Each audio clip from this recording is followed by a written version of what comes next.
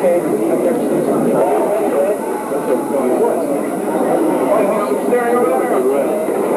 bulletin. America is now under martial law. Figures you cheer for that in a place like this. All constitutional rights have been suspended. Stay in your home. Do not attempt to contact loved ones, insurance agents, or attorneys. Shut up. Do not attempt to think or depression may occur. Stay in your home. Curfew is at 7 p.m. sharp after work. Anyone caught outside the gates of their subdivision sectors after curfew will be shot. Remain calm. Do not panic. Your neighborhood watch officer will be by to collect urine samples in the morning. Anyone caught interfering with the collection of urine samples will be shot. Houses will be inspected for trace elements at noon. Anyone who fails to display the mandatory black velvet Mexican-style painting of President Dan Quayle on their living room wall will be shot. Cameras and surveillance equipment will be posted on all lamp posts and streetlights. Anyone who fails to attend morning school prayer and prescribed worship services on Sunday will be promptly arrested and dispatched to a re-education resort. Stay in your homes. Remain calm. The number one enemy of progress is questions. National security is more important than individual rights. Sports broadcasts will proceed as scheduled. No more than 2 people may gather anywhere without permission. Use only the drugs prescribed by your boss or your supervisor. Only the national amount of students per capita. Shut up. Be happy. Obey all orders without question. Shut up. The comfort you demanded is now mandatory. At last, everything is done for you.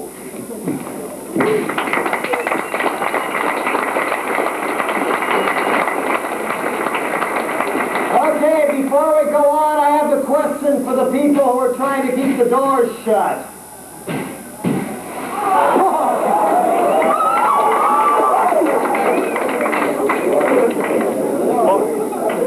Okay.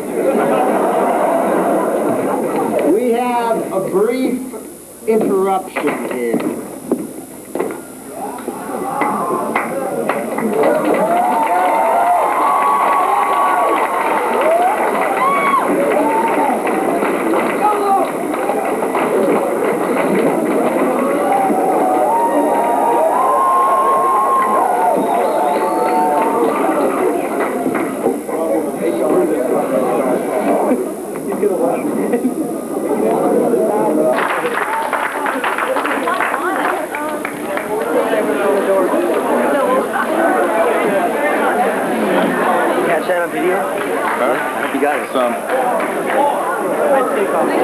This isn't a lecture per se, but the people outside at this point don't appear to be listeners. They're more like, in other words, maybe if you brought, I don't know, if you brought like a generic thrash metal band here next week, maybe they'd understand, but for now. Yeah, somebody say agnostic front? This is for other folks who have a real funny hang-up about the American flag and go around pounding people who make fun of the corruption it now symbolizes. In other words, fake patriots. This is also for people who engaged in bashing black people at this university in the past, which has given UMass a national reputation for racism, by the way. I hate to say. So I hope it isn't totally true. I would think not. Let us all choke on the vomit of Ollie-mania. A coldly calculated ploy, if there ever was one, to get freedom-loving Americans everywhere to actually look forward to living in a police state. What better way to make a homegrown Yankee-style vigilante junta seem kind of cool? It's funny, though. I saw no evidence of this junta mania anywhere till certain big money media outlets all simultaneously announced that it was everywhere. Almost overnight, as if it was planned. Bumper stickers on redneck four-wheeler pickups with attractor tires. T-shirts in the streets and chic boutiques of Boston and New York City. Ollie for president! He'll get things done! Ollie for president! He'll bring America back its pride! Ollie for president! Pardon him, Ronnie! He'll make the trains run on time! Maybe I just expected too much. Right about that time, that whole mask should have been torn off. Right about the time our Constitution's defenders should have finally stood up and just said no.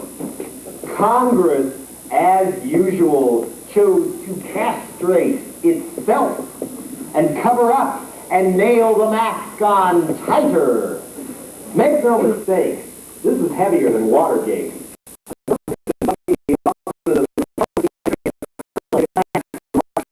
Including deputizing neo-Nazi groups like the Party Comitatus.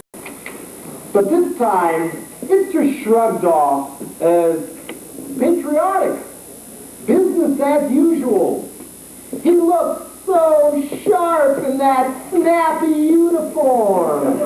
A sexy, homespun, no-nonsense Nazi. Groomed for maximum appeal to soap opera viewers during soap opera hours. Voila! Ollie takes the hill. Here we have a widely suspected drug runner and push-button mass murderer just sitting there with that corny-ass grin of his, telling us right in our own living room, the Constitution is obsolete. The price of freedom is dictatorship. National security means I should buy me new snow tires. Our laws just don't happen to apply to thugs as cool as he is. And if someday his buddies come along and torture you to death, hey, he died an anti-communist. And people bought it. People bought it. What is this, Germany 1933? I'm scared, man. I thought we had at least until the year 2000 before a Latin-style police state got a real firm grip on this country. But now, people almost seem to be looking forward to it. You can participate at home like a video game. Just turn on the Fox channel and wait for the pictures of the wanted criminals to come on this week. America's Most Wanted. You too can lynch by mail. I'm scared, man. I seriously wonder if people like me have only got about 5 more years. 5 more years to say what's on our mind. 5 more years to even dare to have a mind. 5 more years till the gun creeps up against our heads. A secret team of Yahoo Yankee renegades from inside and outside the Pentagon, the CIA, and their blood brothers, the Mafia, has been starting wars, destroying other people's countries, staging pinpoint assassinations and kidnappings as an outcall service, and smuggling in cocaine by the plane load and a few mountains of heroin back into the United States to finance their own private armies. And they've been doing it for at least the last 30 years.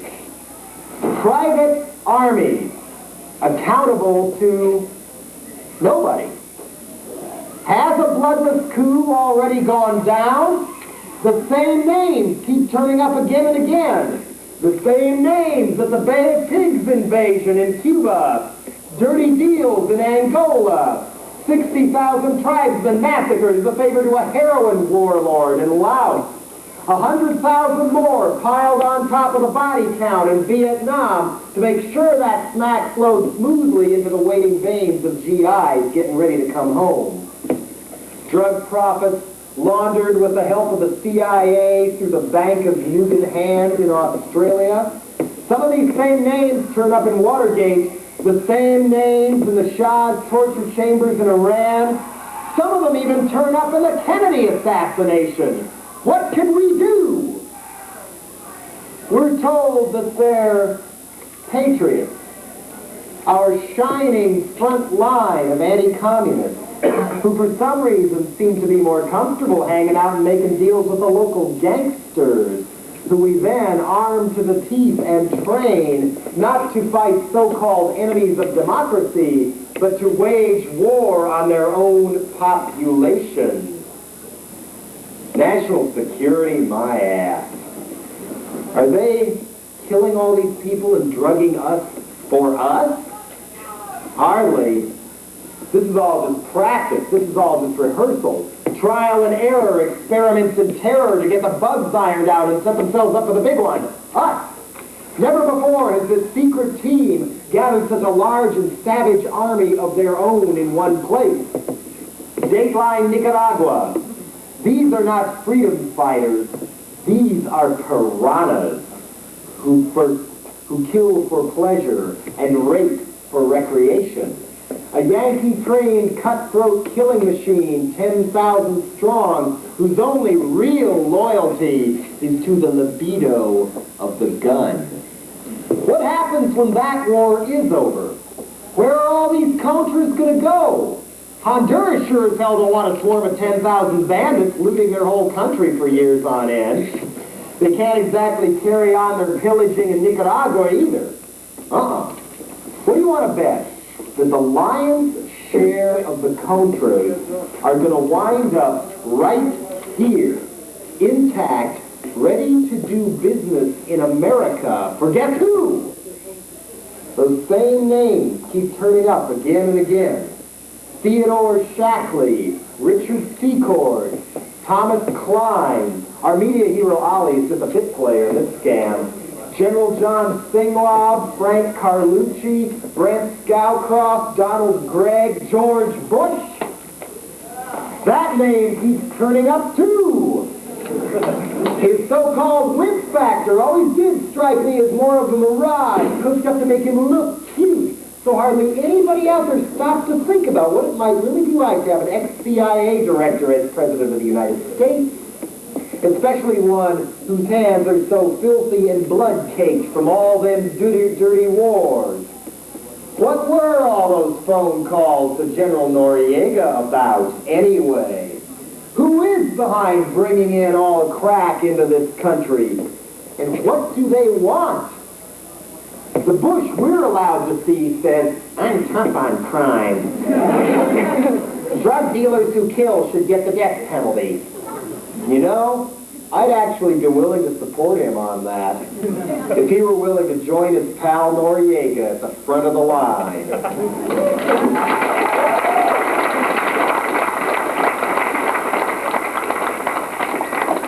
Here at home, the noose of narco-militarism gets tighter and tighter and tighter. More crack, more victims, more vigilantes, more cops, more jails. They don't build housing for the homeless, but they're sure as hell going to build more jails. Now that the secret team's man is president, will people start to simply disappear like in Chile or Guatemala or Argentina?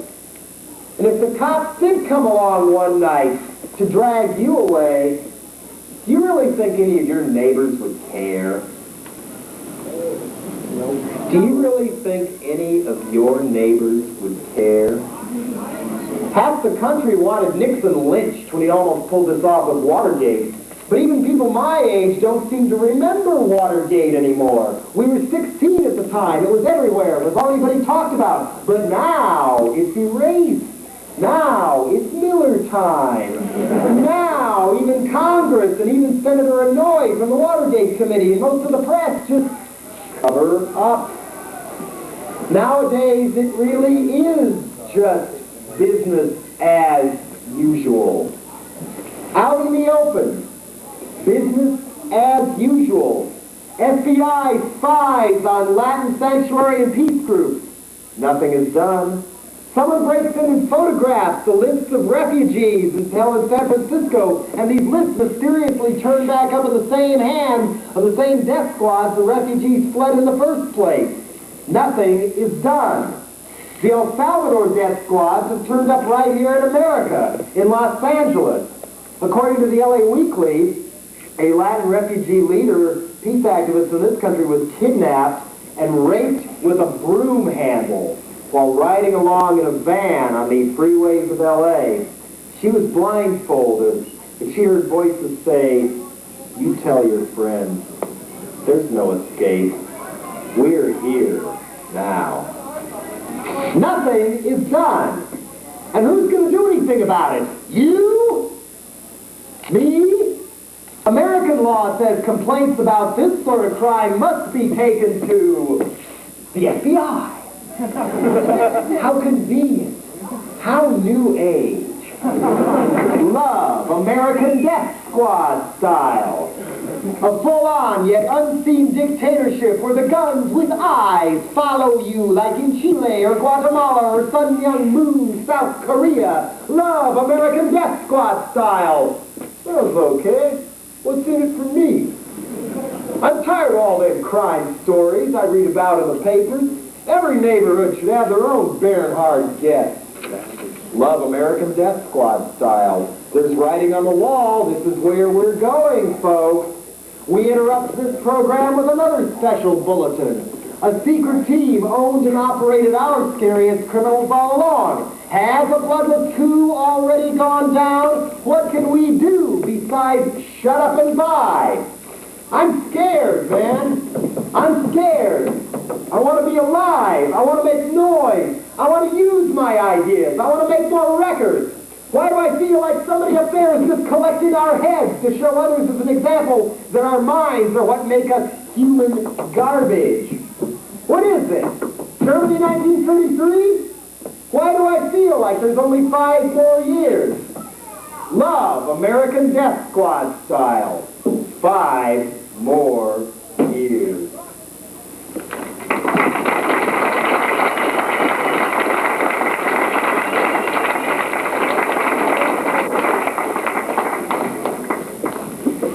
Ever thought of what a sadomasochistic culture we really have? How much of our emotional pulse really revolves around pain? How many people cling to grim religions based on torture, afraid to break the cycle out of fear of the unknown? It's so much more secure just to hate your own guts. Kneel down, break down, confess, and remember what's going to happen to you if you don't. It's a crime to look around. It's a sin to explore too far. Unseen threats from above keep people whipped. Sadomasochism on a stick. And what do we talk about at parties to get attention? Pleasure? Love? We talk about pain, like showing off the busted legs of the chums at the ski lodge. Or, look at all these gnarly scars I got when I wiped out on my skateboard. War wounds, pain, the proof of purchase of adventure. I crashed and burned, therefore I am alive. When was the last time someone, the place you were hanging out at, reminisced about the orgasm they had the other day. And what kind of reaction would they get? Anyway, when you want to bat, the people would either start giggling or more likely give a little pregnant pause and an evil eye and grow a little uncomfortable and start hunting around, turning their heads frantically, hunting around in the corner of their eye. Won't somebody change the subject or something? Anything else? It's just too taboo to talk pleasure in this arena. The person who does receives the pain of being shunned. Thus, the lesson is implanted. Fear is the teacher. Next time, think and feel in ways the others can relate to. Tales of wigging out on drugs won't make people quite so jealous. Don't fight the current, or you could be swept out to sea. Remember what sells versus what is untouchable. Avoid the hurt that comes with feeling icky. Filter your feelings through our orbit of pain.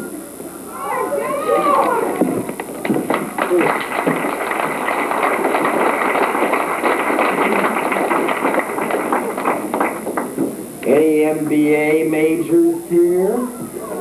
Any business administration majors here? One thing you're going to have to learn to desensitize yourself to is screwing up the lives of other people who work for you. And now there's a guidebook out on just how to do that. An explosive new book written by a James E. Challenger of Challenger, Gray, and Christmas. And there's a section in it that instructs people on how to fire people. Number one, do it quickly. You don't want to sit there and go through how you went about making the decision. There's no use arguing. By the time you've decided to fire a person, the two of you probably have nothing to say to each other anyway. Next, the best time to fire someone is on a Friday. That way you won't start a new week off having him sitting there waiting for it to happen. And you don't have to sit and worry about it all weekend. Next, the best time of the day to fire someone is 4 p.m. That way he can leave work with the rest of the people. Plus, he won't have the opportunity to go out to lunch and tell other people what a bad person you are. Next, find out what he has that belongs to the company and get it all back. The way to accomplish this is to assign someone to help him pack his stuff. Next, don't tell his coworkers that he's leaving. They're going to know anyway, but if you tell them, they'll want an explanation from you, and there's no reason you have to provide one. Next, do it in a place where you're in control, which means your office. If you go to his office to fire him, then he's behind the desk and he is in control. If he's towering over you, he is in control. He may break down emotionally when you fire him, so it's better if he's seated. We had one case when two people were standing up, and the person who got fired punched his employer. This is not good. Last, don't talk to his family. It may seem humane, but you can't do that. It sounds as though you're apologizing. Stay out of it.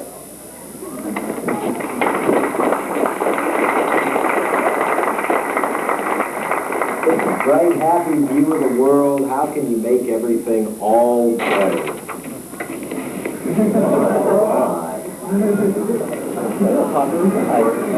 Anybody remember the Who concert in Ohio? Well, those were the days before commercials, which is what makes things all better, had really taken their proper place in the American mainstream. How much of the media you read today is really, when you look at it carefully, it's just a commercial? I mean, take an issue of Time or Newspeak sometime, and take a razor blade and just cut off like maybe quarter-inch strips of the paper, and then shuffle them all up in a salad bowl, turn on a tape recorder, and read them all back, both sides, simultaneously, and usually the ads are printed on one side, the others are another. I did this with a friend when I was in college about 10 years ago, And it really became clear to me how the language and the ads and the coverage of like Defense Department budgets and things are identical, and why NATO would need more guns and something like that. And then when I realized that I was actually reading part of a Chrysler ad and didn't even realize it. Same stuff. Later on, I got a copy of International Defense Review. This magazine is published in, I think, English, Spanish, and Arabic, among other languages, sent to people who buy a lot of weapons. And all of the ads in there, they had, like Northrop ads for fighter planes. All the planes were painted in sparkly colors with racing stripes, like hot rods or something.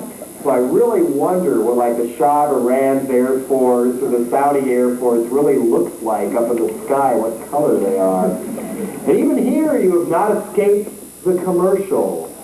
Notice the cake picture on the wall there. It doesn't have a brand name for it, but it said, you know, the cheesecake is open just like a woman's crotch is. And you say, come on in.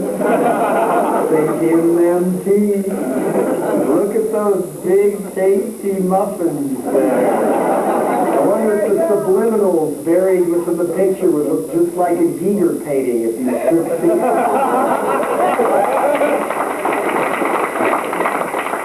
Even though when Reagan was running in 1980, when Newspeak did their big glowing cover story on how great he was, showing Ron the athlete, which was a movie still, and then at the bottom it showed him smiling and waving to an adoring crowd. And Winston Stewart pointed out to me that a lot of the signs that people were carrying had all been airbrushed out, but not out totally all the way. And they all said, down with Reagan, Reagan is a warmonger, fuck Reagan, etc. But Newsweek airbrushed them out. I thought I could escape all that. I didn't think I'd ever have to go to Miller Beer in order to take a band on tour or something like that. But my dad once told me, sooner or later you're going to have to learn to compromise. So even I now have strings attached. So it's time for commercial. We've got a brand new deadly toy. A pure fighting machine to brainwash your boy. An egocentric muscle thug. A bullshitter in the Indochina shop. Pull the string in his back, he rewrites history. Pull the string in his back, we win the war that we never really should have started at all. A Cabbage Patch terrorist to call our own. His security blanket is his machine gun. Don't think about it, kill it. That's what we teach your child. This Christmas, walk tall with Rambozo the Clown. Birthday kids look like fun. Kill them all. Let God sort them out. Kick butt like a brat out of hell. Push the button. Enemy destroyed. Like video games. No mess. Just fuel for a mass lapse of our common sense. Get up and fight. Might makes right. Brawn over brain means a happy ending. Mass murder ain't just painless, kiddies. Now we've made it cute with Rambozo the Clown. Iron Eagle, Top Gun, war is sexy, war is fun. Eat your G.I. Joe sugar bombs for breakfast. Gray shrapnel flavored chewing gum. Remember that? When the commies invade, you can rule the hills. Just like in Red Dawn, just get you some guns and Cheerios. Patrick Swayze was in that movie. I mean, what the plot was is the Soviet Union took over Gunnison, Colorado, which was called Calumet City in the movie, and the quarterback and the president of the student body and a couple of token bimbos with effective agencies raided a guy's sporting goods store, got hunting ammo and Cheerios boxes, went into the woods and blew up the Soviet army. Real realistic, real inspiring. I laughed all the way through it. Later on, I went to a drive-in. Any kid can conquer Libya. Just steal Daddy's fighter plane, as instructed in Iron Eagle. Simple. Anyone can do it. But unless they get a B-1 bomber and crash into a Pelican. But look who came home in a wheelchair. VA hospitals, they don't care. Sorry, Charlie. We're the machines. You're just the tools who fell for the myth of Rambozo the clown.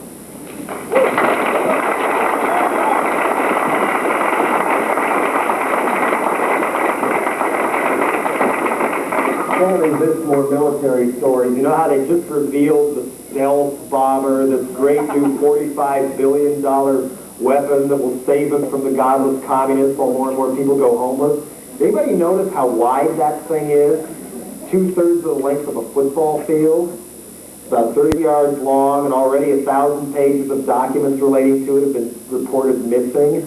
But it's their secret project. You could get a little model stealth bomber at a toy store a year and a half ago, but it's top secret. Remember that. Aha, let's go from here. Oh, I don't know, dude. Another one for the so-called fans outside. And it's halftime at the big football game. Who's winning, man? Good guys? Bad guys? Steroid dealers? Who's been clubbing their bozo suits all drunk off their ass in the press box? Maybe the real losers are the people who pay to watch. Baton, marching band, they're a little obsolete these days. Today's fan is sophisticated. Today's fan wants more. A chain-link portcullis rises at the far end of the stadium, and in parades a caravan of surplus construction cranes. At the tip of each crane is a hangman's noose. And bringing up the rear is a customized van, one of those vans with an airbrushed Omni magazine-style fantasy painting on the side, and bars on all the windows. The door of the van opens, and men in orange prison pajamas quickly stumble out as though they were pushed, each handcuffed to the other for their 15 minutes of fame. They're political prisoners mostly, maybe a child molester or two who made the key mistake of running off with a white kid. They know all too well what this crowd will pay to see as they're lined up one by one beneath the crane, and the hangman's ropes are lowered and anchored tightly around their necks. At the top of each rope is a plastic pennant bearing the logo of today's halftime sponsors: a pizza joint, sporting goods stores, aftershave, Ram Tough, everything you wanted in a beer and less. Just can't miss them during close-ups on the instant replay. So ladies and gentlemen, are you ready? Your favorite queer-bashing orange juice lady will now push the button. Up goes the sunshine tree. The crane booms rise. The crowd goes insane. Rah! Rah! Kick! Boom! Bah! Rah! Rah! Kick! Boom! Bloodlust! Color my world with more splattered sperm!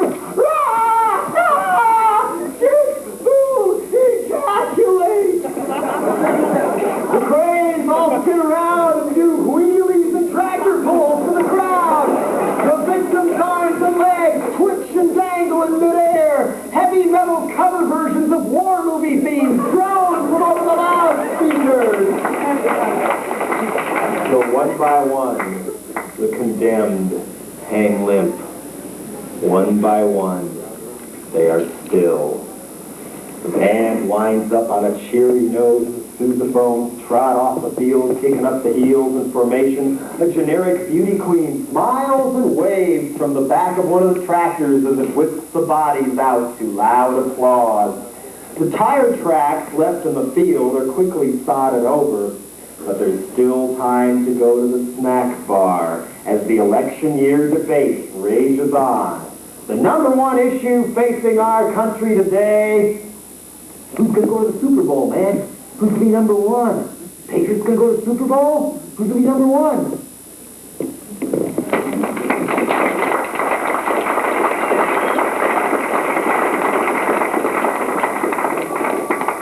Time for another commercial. For Banana Dip dictator, mail-order safari catalog.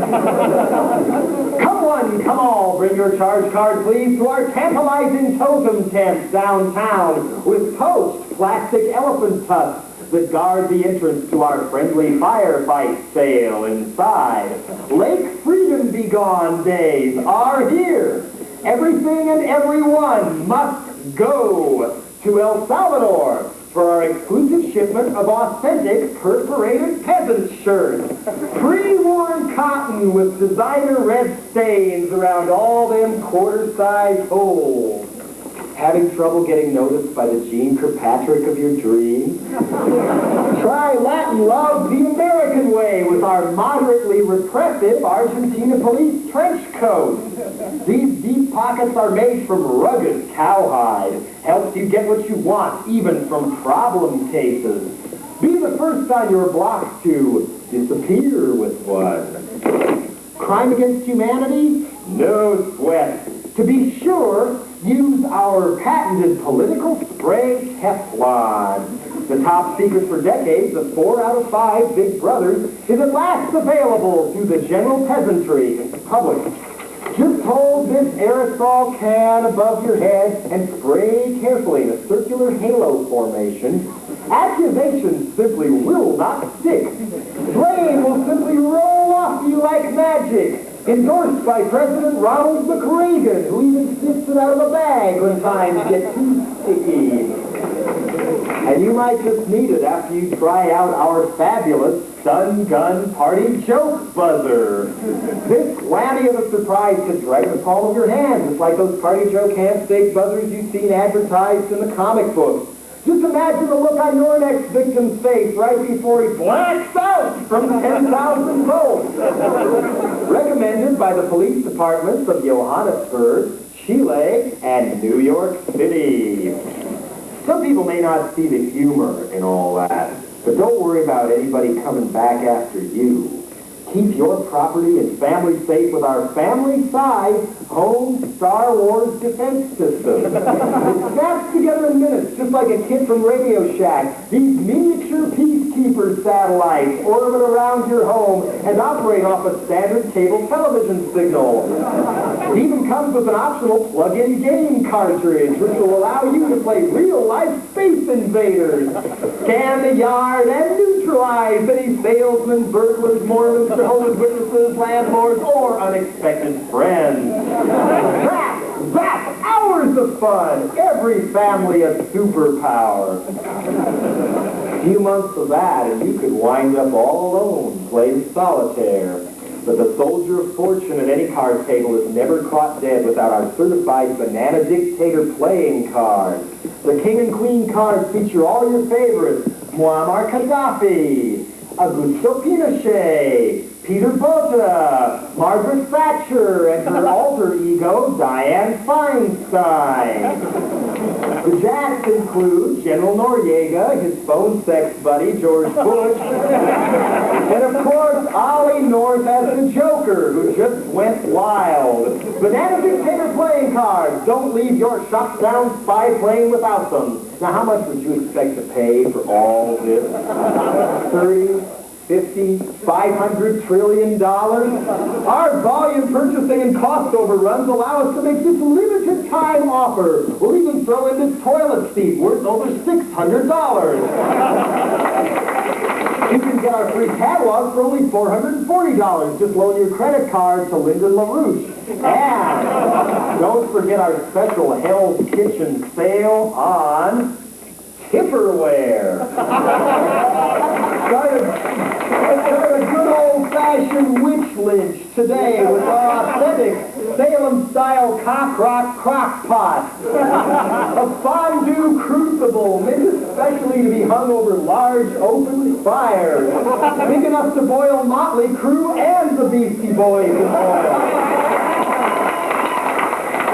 Garnish the stew with a flying V or two. Thorough whitewashing means easy cleaning. Heathens boiled in Tupperware snake oil also will not stick to principles. Joe Bob McCarthy says, check it out.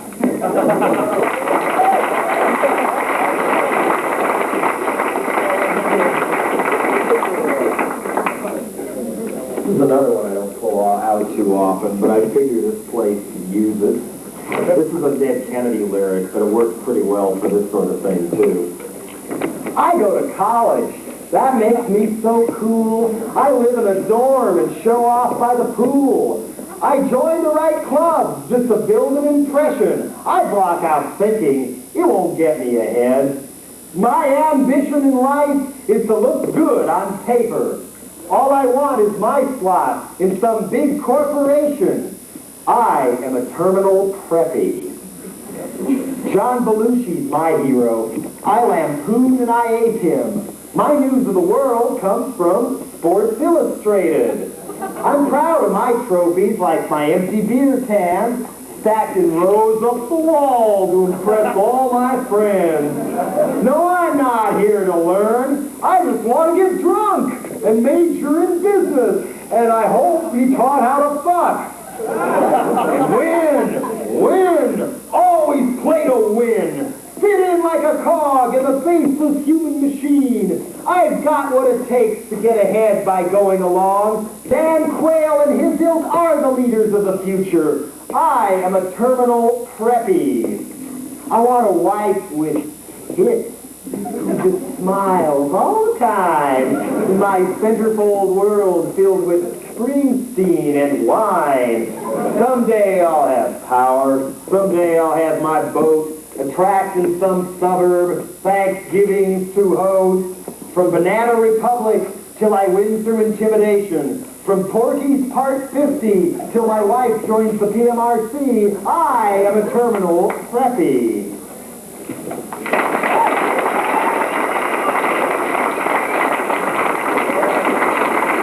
And with that, how about another commercial?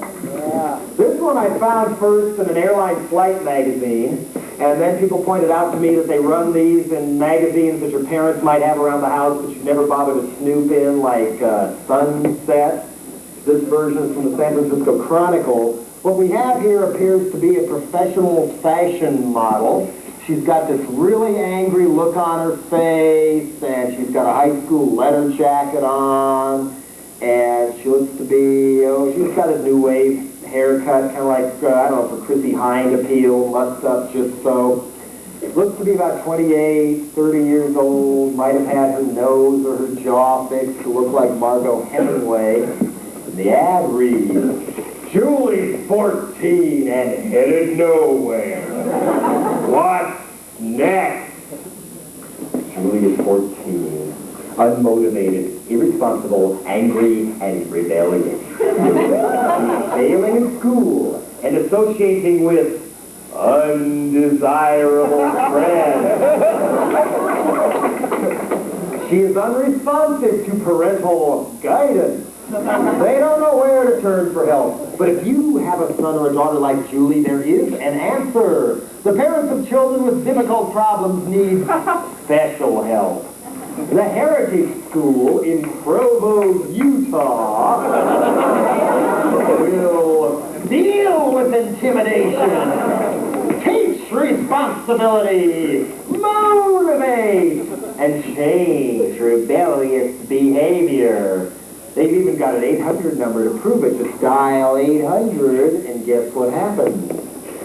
Well, I've run across a couple people who have actually been put away in places like this. There's 3 in the Provo area alone. And although they are accredited educational institutions, what they seem to do is function more like privately owned prisons or concentration camps, where even if your son or your daughter has not committed any crime, you can just sign on the dotted line, pay them $20,000 or $30,000, and have your own kid incarcerated against their will for a year and a half or more. They can't receive any outside mail from their friends. They're just told that, those people don't care about you anymore. They just, we've got you now, and we're going to hammer all that rebellious personality and heart and soul out of you until you're acceptable. That sort of thing. So this is dedicated to people who've actually managed to survive an ordeal like that with at least some of their heart and their mind and their soul and their personality intact, which is not an easy thing to do. It's called May All Your Dreams Be Wonderful. something's wrong with you. You hate us. So mixed up and weird. The danky old maid on Phil Donahue confirmed our fears. It's that devil rock music you and your friends listen to. She said the drug-happy shrink or military school fixed you. Our dime store books on problem families say it's true. You say you want respect. What you need is discipline. We found out after sending away to the Back in Control Center in Fullerton, California for the punk rock and heavy metal handbook, where we learned how you could be a hardcore punk, a skinhead punk, a skate punk, a peace punk, a suicidal punk, and a cult punk, a pop punk, or a weirdo. And on the next page is their handy black list of occult punk bands like Devo,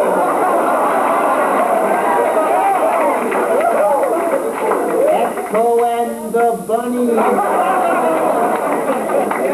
Fine Young Cannibals, Gang of Four. And ladies and gentlemen, the signs of occult and heavy metal, they are one and the same, you know. Those signs are all around us. They are in this room. High-top tennis shoes. Black clothing, including on the police officers providing our security for the evening. More than a few faculty members on times, I'm sure. Occult animals, well, they have occult numbers, 2, 4, 5, 6, 8, 9, 12, and 13.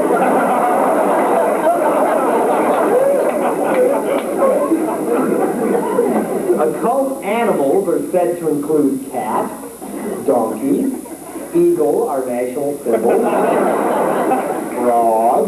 Turn off the Muppet Show right now! Silver is listed as the occult metal, so we will eat with plastic picnic forks in this home.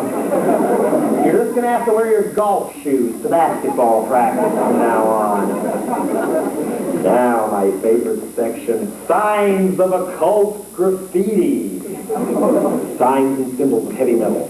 Occult graffiti is frequently placed underground, under bridges, in flood control channels, and under freeway overpasses to be closer to hell and the devil.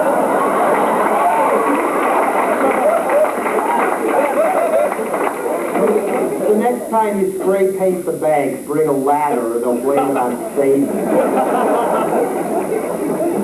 And among the occult symbols listed here are the Aussie logo, AC/DC, which regardless of your electronics background does mean Antichrist devil children. The peace symbol is listed as satanic. They define it as a broken cross upside down with arms broken to mock Christianity. Hey, if putting an end to the wars in the world is mocking Christianity, let's mock it some more.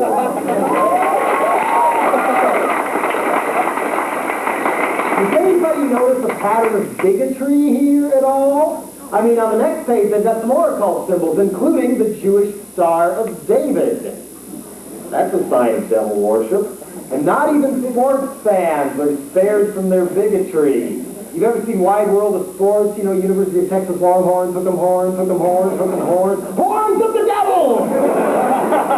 2 fingers up is denial of the Trinity. 3 fingers down with gesture, whatever that means. It's 6, 6, 6. Numerous parents, siblings, and peers have been murdered by heavy metal Satanists throughout the U.S. and Canada.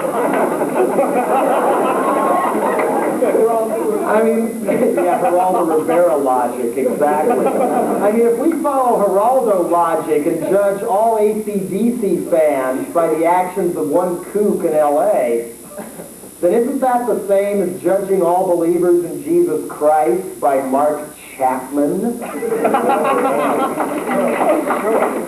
But there is an answer.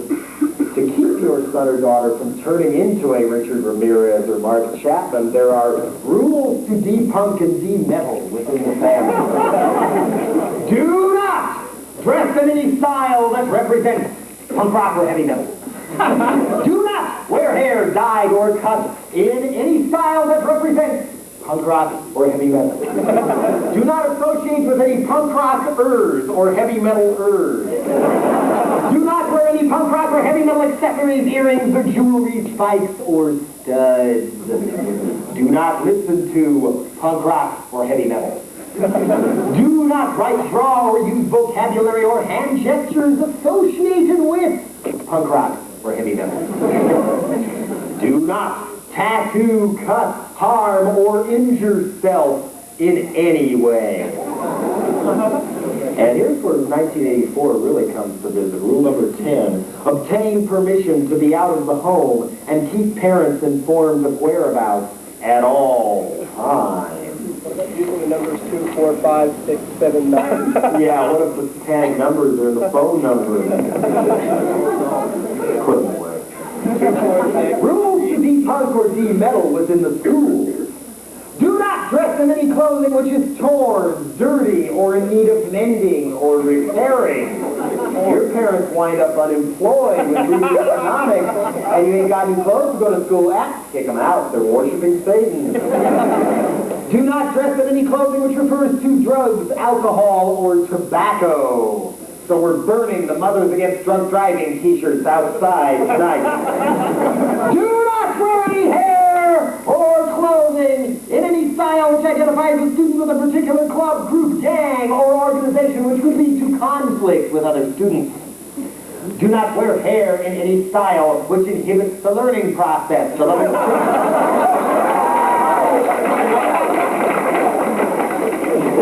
Do not identify self with any club, group, gang, or organization which may cause conflict among students or disrupt the learning atmosphere on campus. In other words, don't you dare be yourself or show any individuality or personality of any kind. Or you say you want respect, what you need is discipline. So we're sending you off to a private, barbed wire reform school.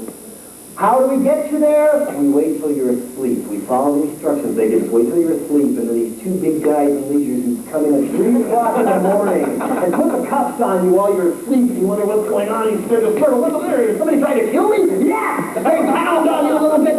Keep you submitted and drag you out of your own bedroom, down the hall, down the stairs, out the door, across the manicured lawn to the rented car, put on a plane to Utah. You have no idea if you're being kidnapped, if you're about to be killed. What's going on? Who are these people and why do they want to do this to me? Mom, Dad, help!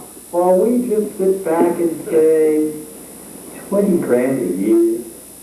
It's a small price to pay to avoid talking straight with our kids. May all your dreams be wonderful.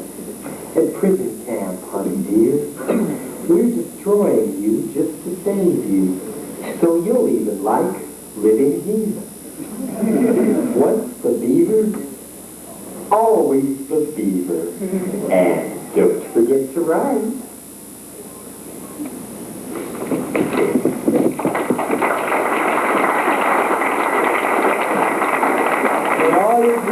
Wonderful Part 2. Welcome to Provo, you little asshole. We're going to be seeing a lot of each other. Now, take off all your clothes, prepare to be strip searched. This is your number. Mark it carefully on everything you brought here with you. Now, go to that room where those big dudes are and stand silently, face against the wall, 3 inches away from the wall for 1 whole week. Well, the big dude stand and watch you. One wrong move is more hips right back up against the wall, or another trip to solitary in our 4x4-foot carpeted cell, or maybe the lie detector again, or the hellhole where we dump problem cases who have a few too many nervous breakdowns for our liking. The guards that we call your counselors get their cracks at your ass playing football. Busted nose, loosened teeth. Who's going to help you around here? You'll learn how pointless it is to try and fight back. The only TV you get here is church programs on Sunday. We won't even let you think what you want. See that cute darling picture, and the cute darling kid in the third grade picture? That's our child. And that's what he's going to be like when he comes back from reform school. Rewired and cured, just the way we knew him. I'll bet he'll even get his own Pepsi. Once the beaver, always the beaver. 20 grand a year is a small price to pay to avoid talking straight with our kids. May all your dreams be wonderful, part 3. Welcome home. We missed you so much. Now you're calm as a zombie. A model student in school. You've learned to like desks and let us pick your friends. Your old pals say you came back home a broken shell. But you'll thank us for all this one day. We know. Bet you'll send your own kids there where they steal your favorite handgun. You're not a person anymore. You're a good citizen. We like you better as our rugby shirt pet. We like you better when you're easy to use. Once the beaver, always the beaver. 20 grand a year, it's a small price to pay to avoid talking straight with our kids.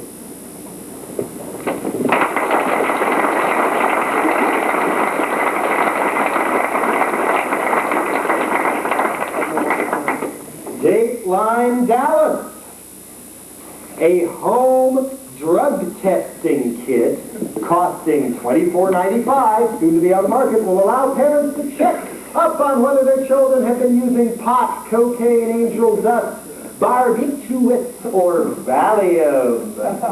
The product, called Aware, comes in a designer-looking canister that looks almost exactly like an Alberto Moose bottle. And it includes a plastic specimen bottle, a disclosure form, and a mailing label.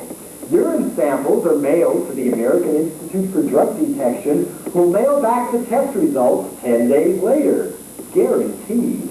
That is, if you can somehow pull down your kid's pants and milk them for pee without getting pulled in for child molesting. The company says they hope to sell 100,000 of these drug testing kits in the first year alone, and plan to place ads in magazines dedicated to women with children. Quote, "We're going to take it to drug and grocery store chains.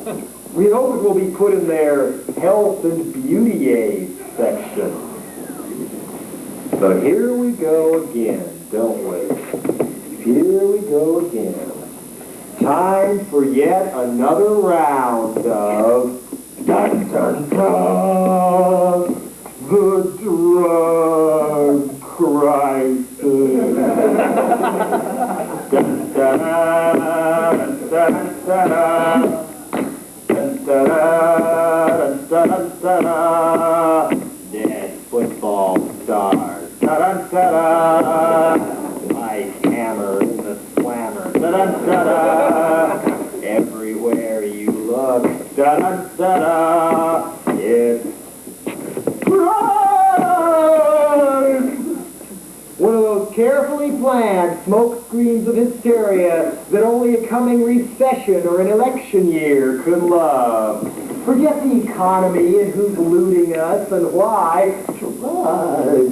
Forget the next Vietnam still being splashed in front of our noses by the CIA's death squad buddies in Nicaragua. Look, drugs.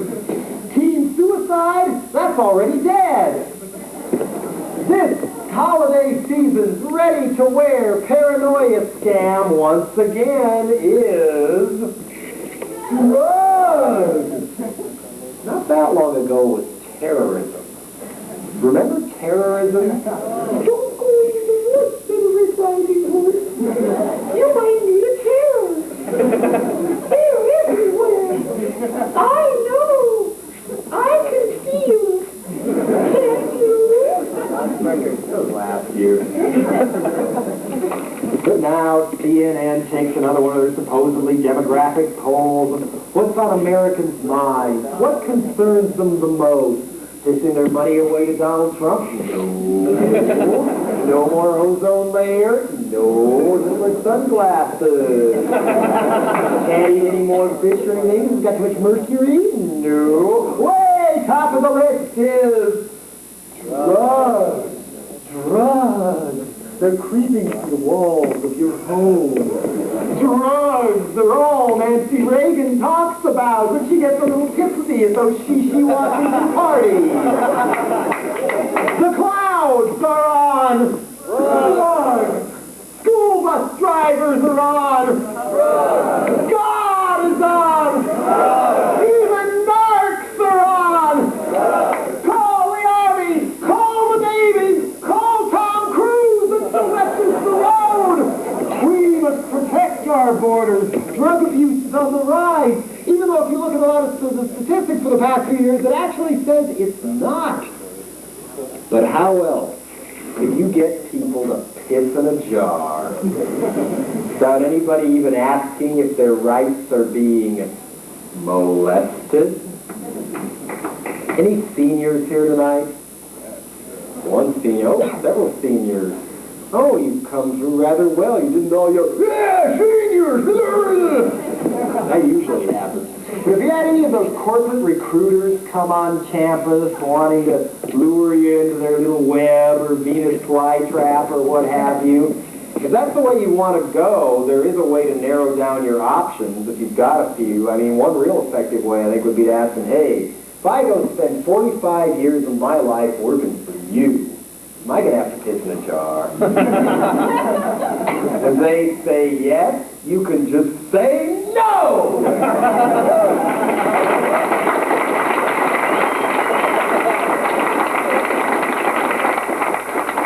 Or if you really want to leave a lasting impression, you can always say, oh, gee, I'm sorry, Mr. Exxon, sorry, Mr. Meat, sorry, Mr. ITT, I forgot to bring my little vial with me. Want to hold out your hand? Wake up! We're talking violation here. 1984 means your piss is our business. It don't even matter if the over-the-counter drug you've been taking to calm your nerves because you're so afraid of having to be called in at any moment to go pee in a jar in front of the boss winds up testing positive for heroin in some freaky mail-away lab down in Texas. And by all means, don't get a stuffed-up nose or nothing, because antihistamines also test positive for heroin and pot, too, under these tests. Either way, you know what's coming next. Mr. Gator wants to see you in his office.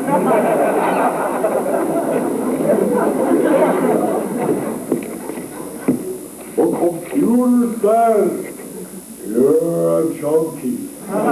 You're fired. Go away! Imagine having that hanging over your head 8 or 9 hours a day, 5 or 6 days a week for the rest of your useful, productive life.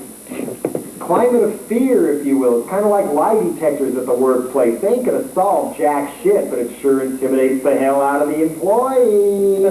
What better way to finally break the workforce once and for all of this old liberal illusion that they're somehow entitled to dignity and rights? Why are we putting up with all this? Why are we just dropping our pants and letting it happen? Oh, our sports people do it, I can do it too. A typical American response. There's nothing I can do about it. It looks like I have no choice. I'll get used to it after a while, I guess. Kind of like getting used to death camps in Nazi Germany. You You know, just hold your nose while they barbecue the bodies and go rent some videos for the night and everything will be okay so long as it doesn't happen to you. But here, a little drug scare hype is all it takes to make us like it. Luckily, there are a few people out there in the wilderness who are just saying no to this Rehnquist wet dream, putting a little Drano in their urine samples, substituting someone else's squeaky clean specimens for their own just to sabotage their test results. Personnel managers are disappointed. Tis. You can tell where all this is going, right? You already kind of know what I'm leading up to. This latest crackdown on what's left of our right to privacy is enough to make old-fashioned human rights junkies like myself piss in their pants, right? Wrong. Your analysis is freedom. Because I found a way to cash in. Anybody here familiar with the term straight edge? Okay, you people listen carefully. Opportunity is calling. Now, I don't drink too often myself, and for the most part, these drugs kind of bore me.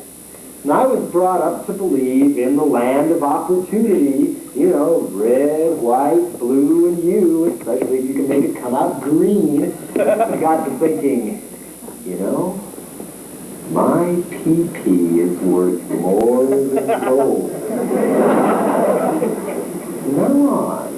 From now on, when my bladder alarm starts to tinkle, I'll be ready to capture every last drop. No self-storage space on the outskirts of town is big enough for me. And when I'm ready to deal from a position of strength, I'm going to pull up in a black van right in front of the Chase Manhattan Bank. Slide the side door partway open. Take a look around. Ah, there's one. I know my prey. They need me. I'm just providing a service, right? If I don't, someone else will. See what I got in my hand? I got a whole truckload of crack-sized vials of guaranteed drug-free weed. Not so fast, brother. I want $50 a pop, and you know you're going to give it to me. After all, it's only your job. Thought so. In no time, I'll have enough dough to bribe any judge or Boston City official I want. 2 Swiss bank accounts in every garage, built not with cocaine, but from cocaine hysteria. After all, every kind of prohibition just creates another underworld. And luckily, this time that underworld just happens to be me. If we're all going to squat down and piss on demand for Big Brother, why don't we at least play fair, okay? In Japan, you can now buy a drug, I think it's called perfuzamine, a simple over-the-counter test designed to show whether or not someone you know might be going senile. Now, if Reagan, George Schultz, George Bush, and the rest of that motley crew of thieves, now they'd all agree to take this senility test once or twice a week on primetime TV. Maybe Geraldo can sit and watch the whole thing. Vanna can turn the lettering, yes or no. If they'd agree to take this test, maybe the rest of us can finally get some sleep.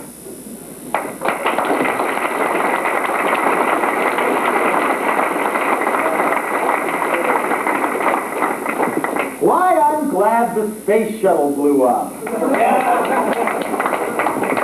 No!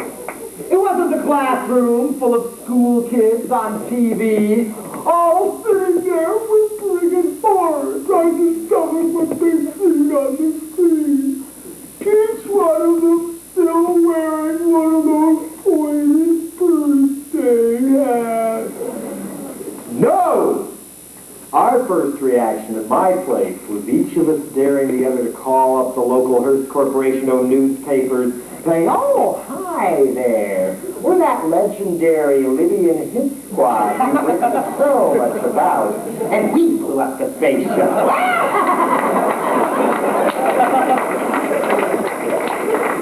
Late that night, we gave up the idea. Same old excuse. What if we get caught? Sometimes, after all, it really does make sense just to chicken out. But now I find out we were pretty damn lucky. If the Challenger had made it home, things might now be much worse. Because NASA had this little plan for the following space shuttle they somehow forgot to tell us about. I got an article Xeroxed and mailed into me that came from a magazine called The Nation. Anybody here read The Nation? Somebody reads. Good. This story was also picked up by Common Cause, and most of the media didn't touch it, and we can explain why later on tonight. And it was even voted 2 years in a row among the top 10 censored news story in the United States by Project Censored, run by Professor Carl Jensen out of Sonoma State University in California, where it was written that NASA had plans to send the next scheduled space shuttle up into orbit carrying a payload of 46 pounds of plutonium. Not just ounces, not just granules, which is enough to grow zits all over Karen Silkwood or any one of you or I. 46 pounds of plutonium. If that one had blown up, there'd be enough radiation in our atmosphere to cause cancer in as many as 5 billion people. Only about 1 billion more than the population of the whole world. How reckless can you get? How reckless can you get? Put away! Love Star Wars the easy way! Just fire it up into the great beyond, don't tell anybody you put it there! After all, in America, when people don't know what hurts them, they don't care! Just blame the inevitable fallout cancer epidemic on Gaddafi. And think of all the money people we know and love would make selling How to Cope with Cancer kits to Rolling Stone readers and New Age idiots and yuppies. That's why I'm glad the space shuttle blew up. One more of those had gone up and blown up instead, and guess what was on the last one that just went up? And is on the new top secret military one that was launched either yesterday or today. Hey! Chances of another accident are just 1 billion to 1, says the people in charge. One of those blows up, or those satellites disintegrate in the atmosphere later on, it'll be enough to melt all of us, too.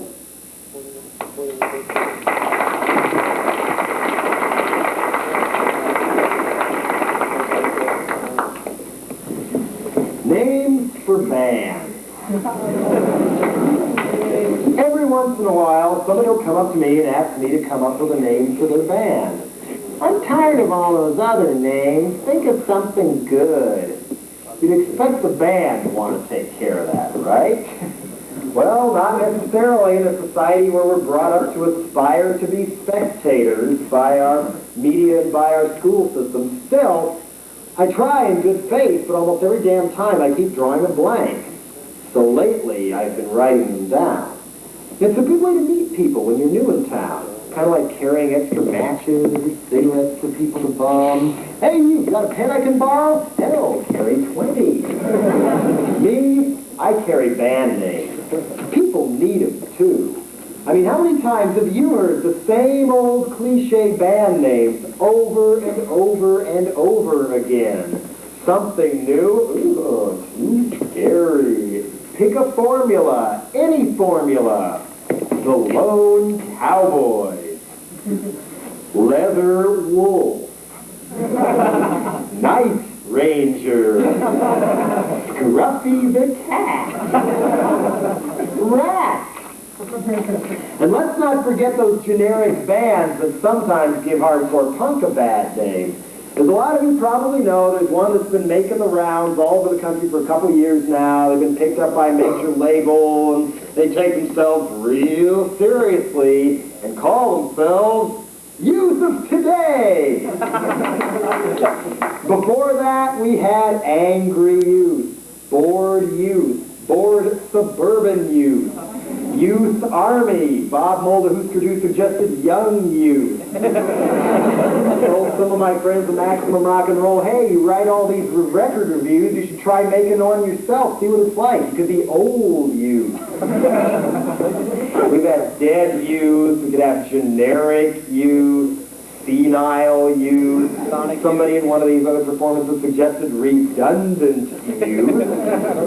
I mean, the first step to a really good band name is to start with a good concept. So picture this one for heavy metal.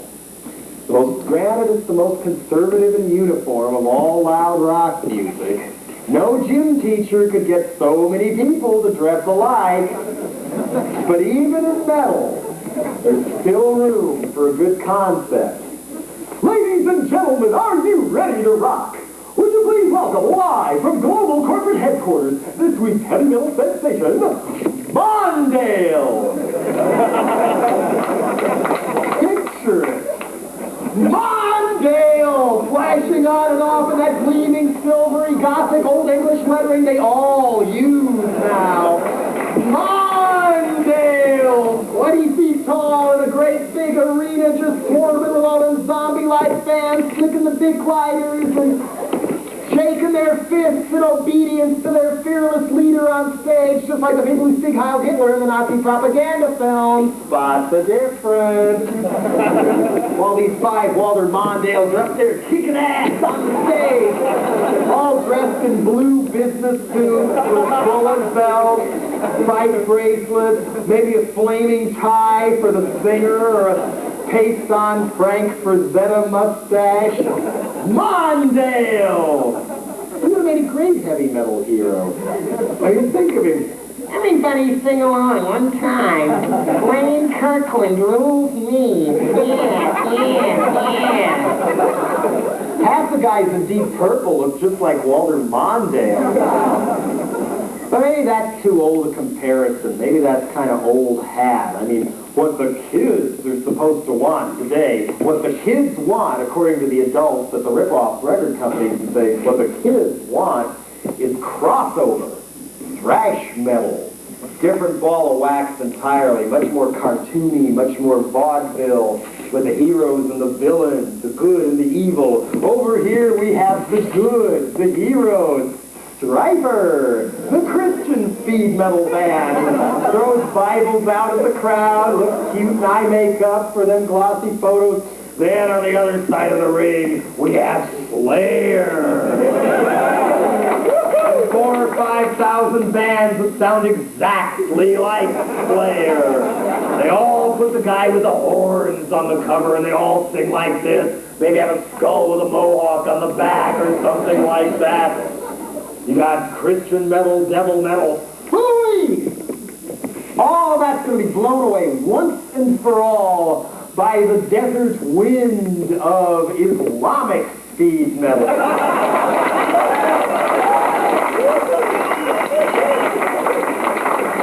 Yes, Islamic speed metal. Call the band Magnum Jihad.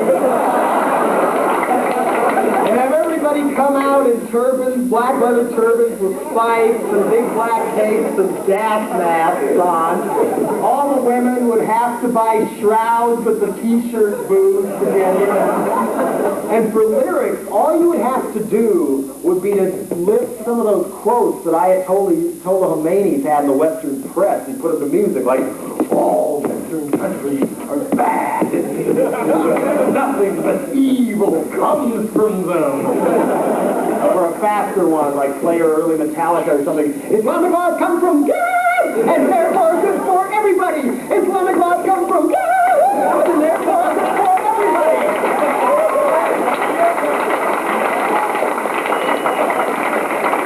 Islamic speed metal, Magnum Jihad, coming soon on Great Satan Records. Or Now that it's safe to go back in the water, just when you thought it was safe to go back in the water, Leonard Skinner has reformed. Sure enough, them same record companies are saying, aha, we can make money on this. That's right, kids, Southern rock is back. Southern rock is back. Got your beer bellies, got your four-wheel pickup trucks, got your tractor tires and the rifle racks and the Confederate flag, got your racism, got your 3 or 4 guitar players, your 4 or 5 drummers.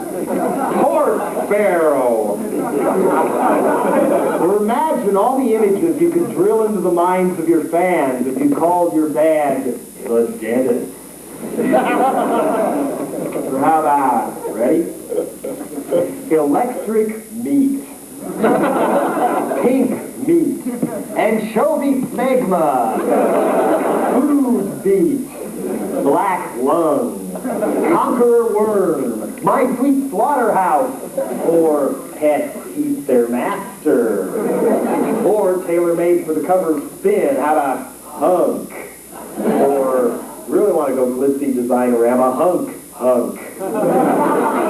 War cookies, atomic utopia, shut up and buy, Frankenchrist, chrome wood, tits, ass, and money, the absentee thought lord, criminal spa, peeping Tom Collins, chocolate fetus, the marching taboos, tiger lard, clown feet, the janitors of anarchy, lost orgasms, root canal, ego dungeon, allergic to work, 3-mile colostomy, or Satan's buttermilk.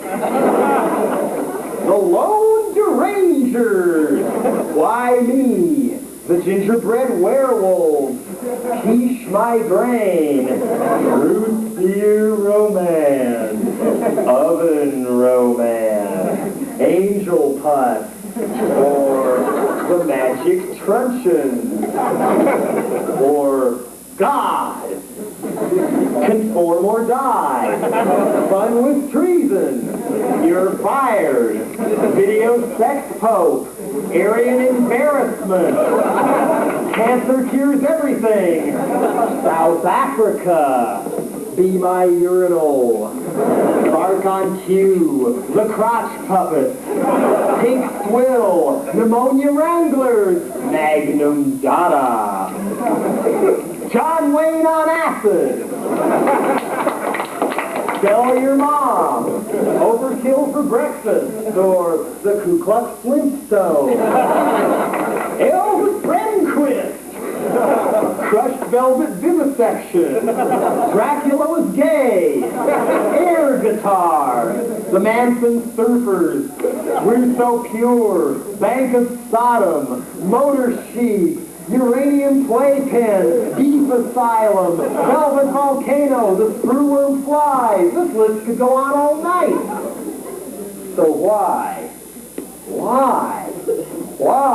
be the 35th band in a row to call yourselves Attitude, or Dark Angel, or the LA Gun, when you could storm the globe as the Imperial Turdstickle, conquer MTV as Primer Gray Erection, or coming soon to the Channel Club, exclusive Boston area appearance, or else they wouldn't get to play anywhere. Would you please welcome Failure?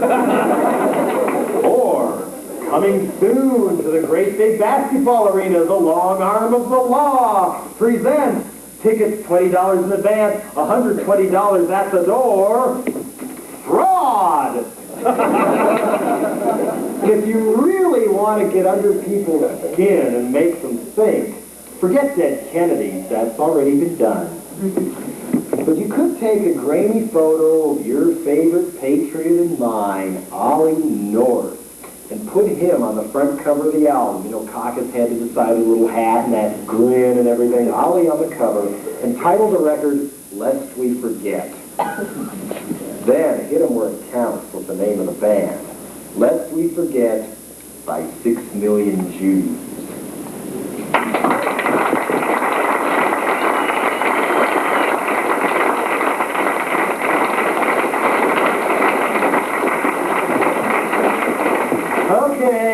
point, we're going to take a short intermission. Watch for them wolves outside. If you decide to go home, please turn in your tickets so somebody else can come in. Preferably not those. And I'll see you in a few minutes. Provides premature ecstasy. We need not fear the fanatic extremes from rock music, but it does have a barbaric appeal to sexual desire. Not love, not eros, but sexual desire, undeveloped and untutored. I suspect that the rock addiction, particularly in the absence of strong counter-attraction, has an effect similar to that of drugs. These students will assiduously study economics or the professions, and the Michael Jackson costume will slip off to reveal a Brooks Brothers suit beneath. They will want to get ahead and live comfortably. But as long as they have the Walkman on, they cannot hear what the great tradition has to say.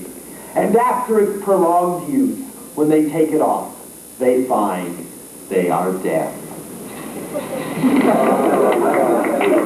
Who do you think wrote that? Tipper Gore. Tipper Gore? Gene Kirkpatrick? That's a new one. Nobody knows that one before. Nope. This came out of the Washington Post. Its author's name is a guy named Alan Bloom, who fancies himself a professor of social thought at the University of Chicago.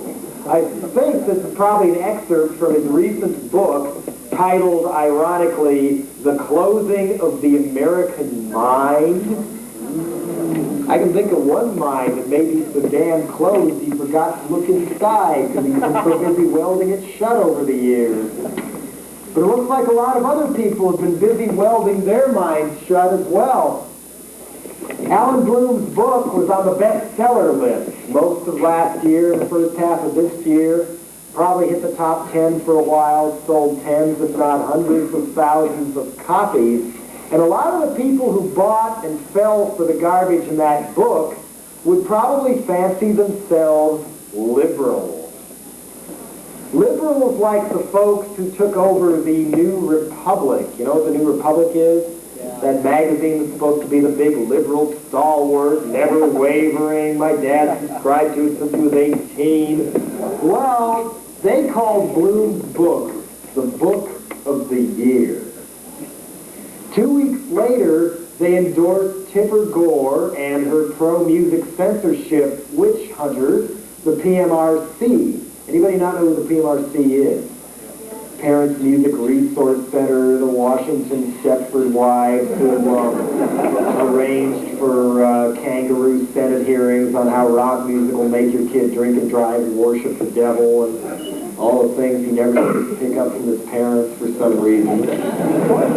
They said, by engaging in a bigotry-inspired campaign, that Tipper Gore showed the same moral courage as Eleanor Roosevelt during her attacks on bigotry back when her husband was president.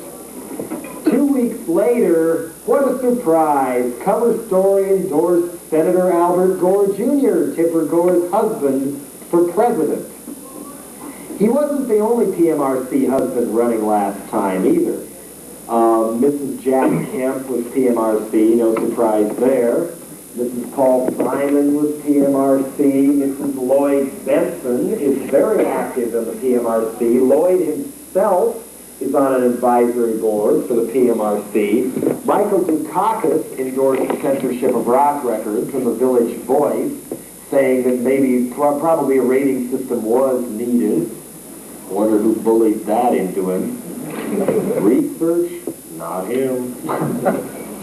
And the one who came out the strongest of the candidates against rock music was, guess who? Jesse Jackson, who in the same issue of the Village Voice called rock and roll a form of child abuse. His logic was that he once took one of his daughters, to see a group he referred to as the Funkadelics, And one of them encouraged the audience to light up joints during the show. Therefore, according to Jesse Jackson, all rock and roll is a form of child abuse. Kind of the reactions you'd expect from a reactionary preacher, wouldn't it be? I mean, people forget that there was more than one preacher running for president last time around. And as much as Jesse Jackson had some good things to say about some other things, there's parts of his temperament that continue to frighten me. I mean, he also, according to Danny Fields, who was an old manager connected with the Doors and the Ramones, and I think Iggy for a while and whatnot, in the early 70s, Jackson fired off a tirade of letters to Billboard magazine about how rock music leads to teenage pregnancy and drug addiction, who knows, maybe gang violence, premarital sex, things like that. It's rock music's fault. We've heard that before, haven't we? Remember the Joe McCarthy era? Anybody here not know who Joe McCarthy is, or who Joe McCarthy was? The ringleader behind the Red Scare in the 50s, where along with his henchman Richard Nixon, they created this climate of hysteria where people were so afraid there were communists everywhere that they sent a couple of Jewish people to the gas chamber for it. And a lot of people, thousands of people, lost their jobs, never got them back at universities. Filmmakers, screenwriters, playwrights, a lot of poets were driven into seclusion for a long time. Charlie Chaplin had to flee the country because he'd been fingered as a communist sympathizer by one of McCarthy and Nixon's henchmen. And then, finally that began to peter out a bit as Joe McCarthy was drinking himself to death and Nixon had higher ambitions, and lo and behold, a new terrorist threat was on the horizon. What scares people even today more than communists or terrorists or probably even drugs? Their own teenagers, especially when they're listening to rock music. Before it was safe, the rhythms and the sounds were around before, but it was mainly black musicians who were responsible, so the white press referred to it as race music, and always segregated the music so it could only be on black radio stations, and there was a separate chart for black music, which is maintained by Billboard and the other magazines to this day, and what I feel is segregationist fashion. You know, you delegate all these black artists to the black charts, and they finally make it into the pop mainstream anyway. Well, oh, they crossed over. Isn't that amazing? Back then, it was so segregated that all those Little Richard songs, most of us remember practically by heart today, could not be heard on white pop radio unless they were covered by Pat Boone, complete with horns and strings from the Lawrence Welk Orchestra. That was one way of denying people access to the sound and the underlying spirit of rock, too, was to try and water it down that way, kind of like they do with a lot of people we think of today. But slowly but surely it began to catch on anyway. White people were playing that Negro music. Flyers began to go up. Don't warn your children, prevent your children, don't buy Negro records. It was the jungle rhythms of the Negro that were causing, guess what they were causing? Premarital sex, teenage pregnancy, maybe a few suicides or some drunk driving. It was all because of the jungle, devilish, pagan rhythms of the Negro. And sure enough, some concerned parents with a lot of money and access to the media in high places lit the prairie fire, and it burned out of control. The hysteria burned out of control, so there was more and more pressure on the record companies to do something about these people playing Negro music like Gene Vincent and Buddy Holly and Elvis Presley. And finally, they found a fall guy, rock pioneer DJ Alan Freed, who they busted in the payola scandal. The payola scandal was the fall guy. But who did they pick of all people to bust? Rock pioneer DJ Alan Freed, known among other things for being willing to play the black artists' versions of the songs on white radio. He was dragged through court and his career was ruined. He died a broken man shortly thereafter. And I wonder how many of those concerned parents who had so much fun lynching Alan Freed stopped to look at who was telling them that this music was causing these problems with their kids in the first place. The people who got the anti-rock campaign started in the 50s were none other than the Ku Klux Klan, who wanted to get rid of that Negro music. And it worked, because they knew what mask to wear to get liberal America to believe them. The mask of the concerned parent. What about our children? They did that back in the 20s, too, with films. The group of so-called concerned parents with the right money and the right media connections got together and say, these films are too depraved, too risque, you've got to crack down now. And sure enough, it caught on at the grassroots, just like wildfire. Again, a fall guy. They finally threw the book at Paddy Arbuckle and tried him 3 times for murder. He was found innocent every time. The jury even apologized to him after the 3rd trial. By then, his career was ruined, and he, too, died shortly thereafter, a broken man. And in his place came a censorship board for all films known as the Hays Commission, or the Hays Office.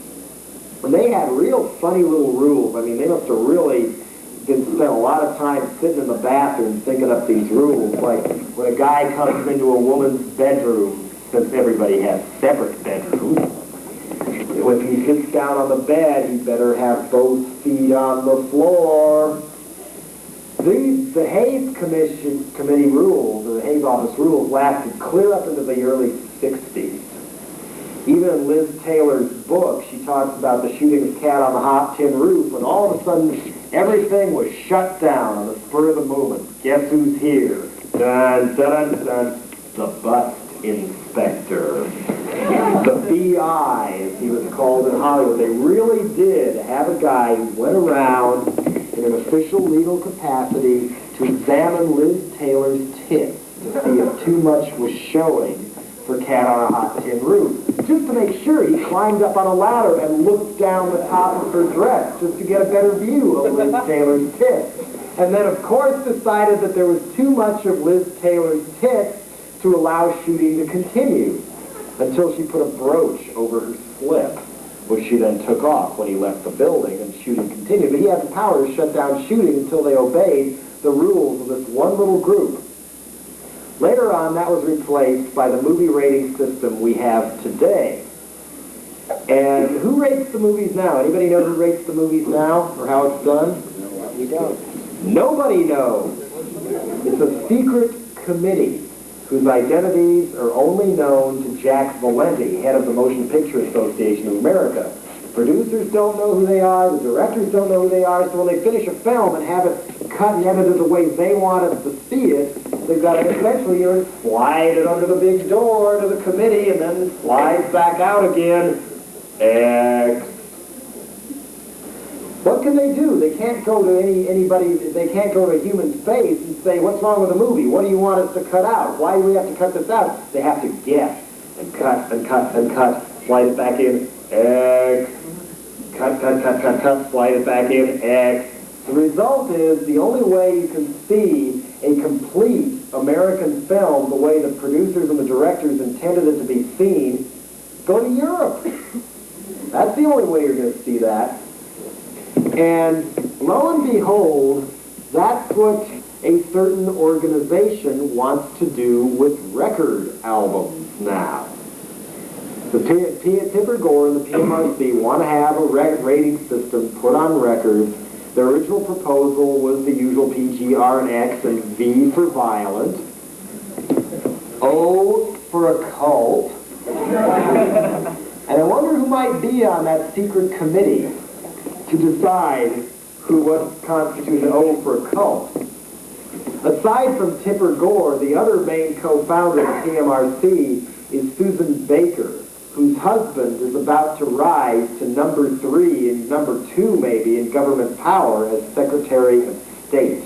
That's James Baker's wife.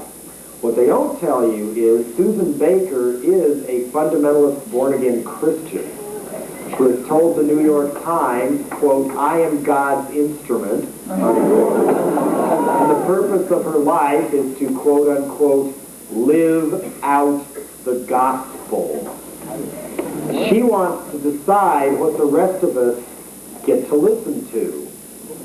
And this is only part of a greater pattern of, I would call, politicization of government agencies that happened ever since the Reagan people were swept into power. I mean, the censorship climate died down for a while after Alan Freed cooled off a little bit as nothing but wimpy Bobby Rydell and Four Seasons Trek took over the airwaves. But then, sure enough, the fear began anew to the point where the FBI had a 6-month study conducted. Had something like, God, I don't know what it was, 1,100-page study on the possible harmful effects of the song Louie Louie. Finally, J. Edgar Hoover's finest decided that they weren't sure whether there were any harmful effects or not because they couldn't understand the words.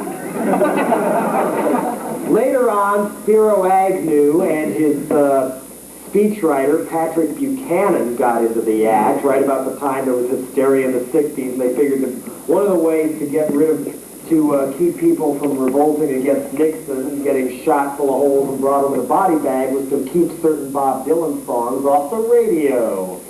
Spiro Agnew even claimed that Peter, Paul, and Mary's Puff the Magic Dragon was a drug song in disguise. At the time, his speechwriter was Patrick Buchanan. Then later on, the far right and the religious right kind of were held back again a bit in the mid-'70s. The Watergate scandal kind of brought things under control almost. And they laid low during the Ford and Carter years. But during that time, they learned something very important. For one thing, they figured out how to work together as a very efficiently organized group with computerized mailing lists to go out to, National Enquirer reader type people all over the country when they wanted to mobilize a campaign, say, ooh, your senator's a baby killer, vote for Dan Quayle instead, vote him out. That was the kind of smear campaign that got Quayle in. Sure enough, they built up enough groundswell that a cowboy actor swept into office as President of the United States. Suddenly there wasn't just one Jesse Helms in the Senate, there was about 10 of them, including our new vice president. And slowly but surely, the dirty tricks that got Nixon thrown out in the first place began all over again. The FBI break-ins against CISPEX and other peace organizations. When Reagan first came in, I remember Jerry Falwell proposed having people's mail opened in order to restore family values. A right-wing think tank funded in part by Coors Beer called the Heritage Foundation. Their President Reagan, when he came in, was a 54-volume study on how to set up a police state in America. And sure enough, what are we seeing now?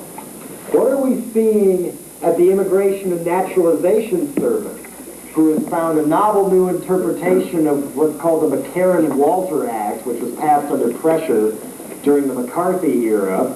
They now say that the McCarran-Walter Act means that no band or musician can come perform in this country from outside, from England or Canada or what have you, unless they can prove commercial viability and artistic merit to Ed Meese's friends.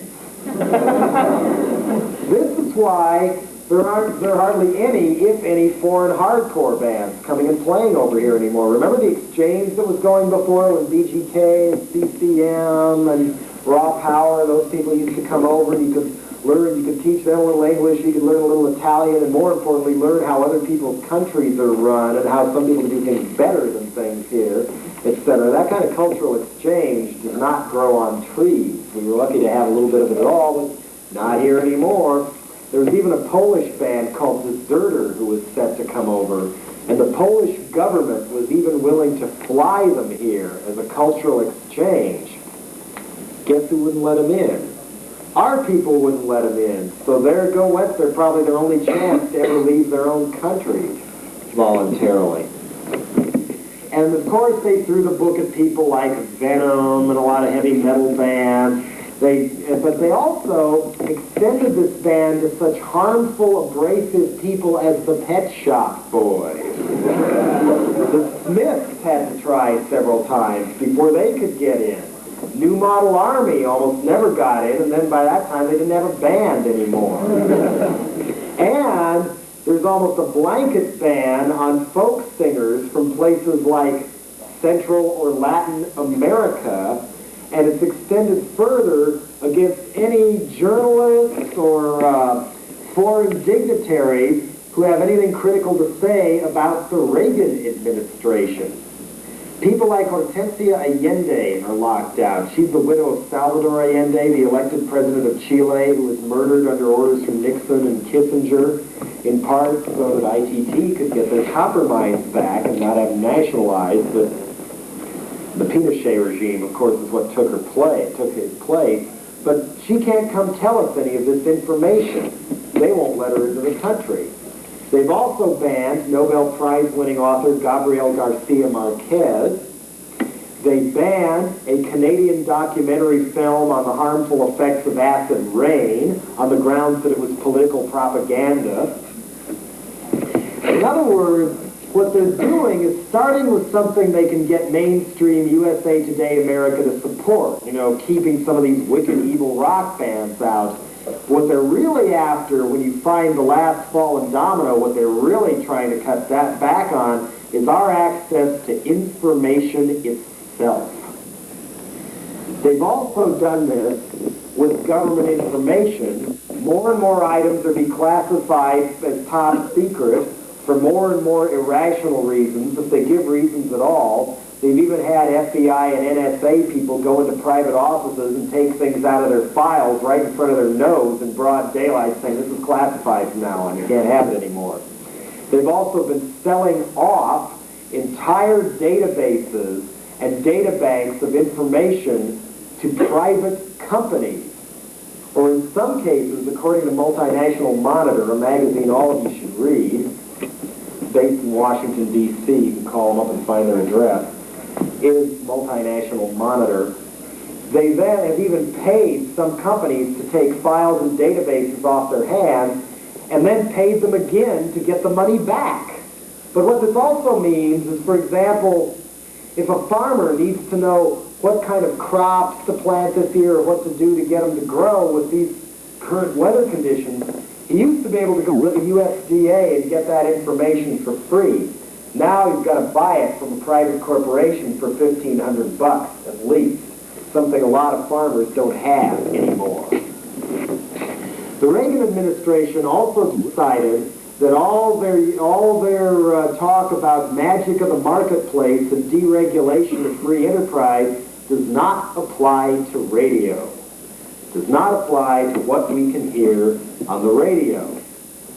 First, they threw the book at radio station KPFK in Los Angeles. Of all people, of all the stations, people who have Howard Stern, who they also threw the book at a little later, or whatever 7 words George Carlin can't say on television, who did they throw the book at?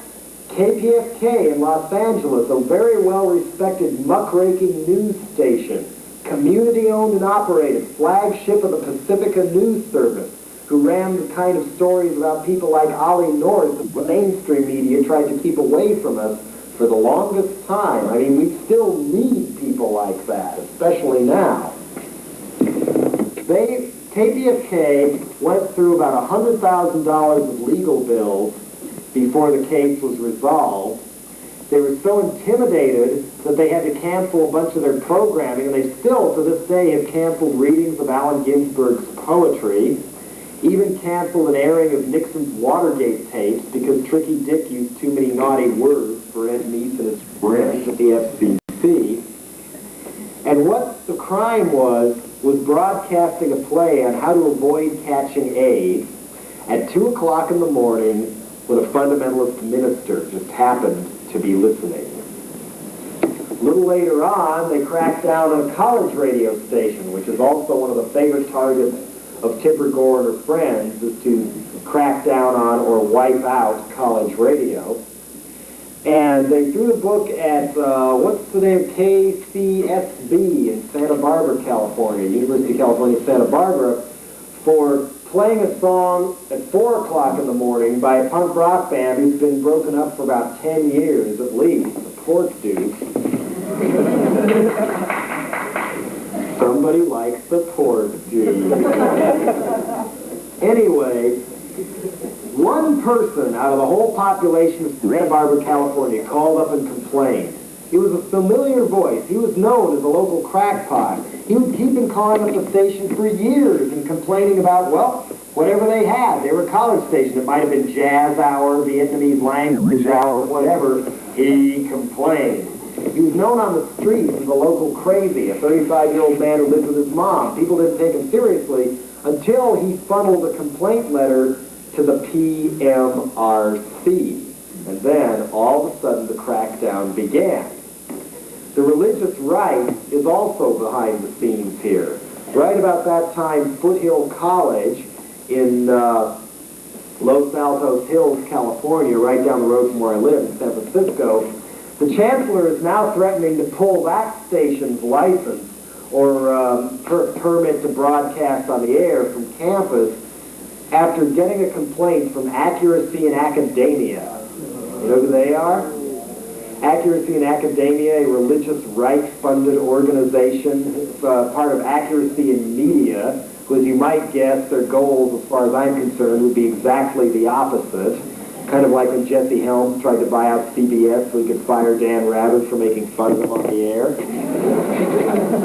But according to reports, what Accuracy in Academia does is plant right-wing fundamentalist Christian kids in college classrooms with orders to write down incorrect thoughts and phrases uttered by the instructors, such as if he says maybe we shouldn't be giving money to the Contras and they're butchering all those women and children in Nicaragua. Ooh, communist sympathizers.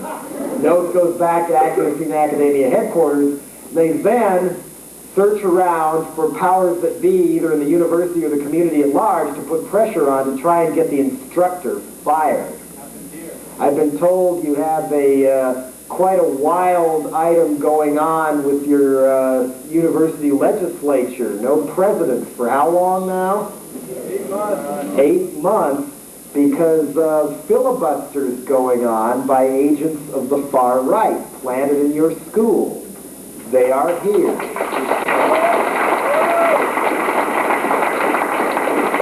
And one thing you'll notice about people like this as they talk about morals and family values, that they're willing to lie like fuck and stab people in the back and trip them up and even beat the hell out of them at times to get what they want. Anything goes with the far right. Now they're going to gain more power than ever before. Reagan merely got their foot in the door. But now that there's a successive administration with the same goals, expect a lot of the real wild crackdowns and harassment to become entrenched in our legal system and our society. If you think the Reagan Supreme Court is already out of hand, I mean, 2 days ago they ruled that if the cops, when they're arresting you, gather up a bunch of evidence that could clear you of the crime and later destroy that evidence and throw it away, that's fine. They can do whatever they want with evidence to prove you're innocent. That's just fine, according to Rehnquist's Supreme Court. Can you imagine what a Bush Supreme Court is going to be like once the last 3 progressive justices finally, I mean, they're about to croak, let's face it. They've just been hanging on for dear life, going in and out of the hospital, hoping that somebody with some kind of heart and caring would replace Reagan as President of the United States. Good luck. Also, imagine fundamentalists to have an even tighter pipeline to the White House. At least Reagan was so senile and lazy, he really didn't maybe use that much energy to try and implement mandatory school prayer, opening people's mail, banning abortion, things like that. But now we've got James Baker married to a religious right lieutenant. Dan Quayle is married to a religious right lieutenant. Did you guys know, you people know that? Marilyn Quayle has been revealed by the New York Daily News, among others, to be a follower of a guy named Colonel Robert B. Team. Thieme, who was described by the Daily News as considerably to the right of Jerry Falwell. His sermons are reported to focus around the imminent coming of Armageddon and nuclear war, and he often preaches wearing his Air Force uniform. Team tapes are also said in this article to be present in the Quayle household. What the religious right can't gain through bending the law and slowly but surely infiltrating government, and keep in mind there's going to be more and more of that too. They are true believers, and they are training generations of kids to infiltrate government bureaucracy, the legal profession, the political profession. Pat Robertson has a university now called Christian Broadcasting University, and almost all the people there are majoring in broadcasting. They aren't all just going to go to his network. They're going to start working at all the networks. They're like moles. They are. It's the mole system that these people are slowly but surely using. But that may be too slow for some of them, especially the Armageddon fanatics who figure that's going to happen at any moment, so let's just push the button and get it over with. I mean, James Watt was one of those. Remember his statement that who cares about offshore drilling? What about our children? Well, by then we will have seen the second coming of the Lord. What they can't accomplish that way, they try to accomplish through dirty tricks, as secretively as possible. Last spring, I did one of these performances in Connecticut, at Connecticut College, and 3 different people from 3 different college radio stations said out of nowhere, all of a sudden, these right-wing religious groups were trying to get them thrown off the air for playing, pornographic, satanic music and things like that. They also usually hit people at the retail level, trying to keep it out of the papers, so you don't really know what's going on until all the magazines and records and books you're looking for don't seem to be there anymore, which can have a terrible effect in trying to educate people in a small town. They also are real lawsuit happy and can threaten to bankrupt people if they don't kneel down and bend to their will. For example, in Tennessee, rural Tennessee, just down the road from where they had the Scopes monkey trial in the 20s, where they put John Scopes on trial for teaching evolution in the public schools. You'd think that battle would be won, right? Well, not anymore. A group of well-organized fundamentalist Christian parents sued the school district demanding the taxpayers' money in a very poor county be used to finance a separate curriculum just for their kids that would omit all mention of such satanic influences as Huckleberry Finn and the Wizard of Oz. A principal in Omaha burned all the copies of National Geographic a while back, claiming they were satanic. But what this group did was, one of their ringleaders, Vicky Frost, waddled up to the witness stand, plopped himself down, and sobbed and sniffed about how her daughter would never be a feminist. Capitalism is ordained by God. And any mention of the Catholic Church, or pretty much any religion beside her own narrow branch of fundamentalism, any mention of the Catholic Church would leave my child confused. It's about time, right? Well, Vicky Frost won. Shortly thereafter, a federal judge, W. Brevard Hand, ruled in the state of Alabama that the state of Alabama had to throw out over 80 textbooks used in their public schools on the grounds that they violated separation of church and state by not plugging fundamentalist Christian doctrine enough.